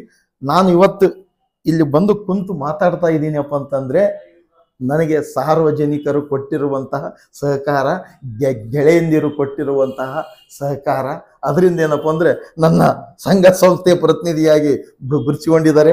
ಆ ಒಂದು ಇದನ್ನು ಅವಕಾಶ ಮಾಡಿಕೊಟ್ಟಂತಹ ರಾಜ್ಯಾಧ್ಯಕ್ಷರಿಗೆ ಎಲ್ರಿಗೂ ಏನಪ್ಪ ಅಂತಂದ್ರೆ ನಾನು ವಂದಿಸಿ ನಾನು ಮುಗಿಸ್ತಾ ಇದ್ದೀನಿ. ಧನ್ಯವಾದಗಳು ಸಂಗಮೇಶ್ ಅವರು. ವೀಕ್ಷಕರೇ, ನಾಳಿನ ಸಂಚಿಕೆಯಲ್ಲಿ ಮತ್ತೊಬ್ಬ ಅತಿಥಿಯೊಂದಿಗೆ ಭೇಟಿಯಾಗೋಣ. ನಮಸ್ಕಾರ.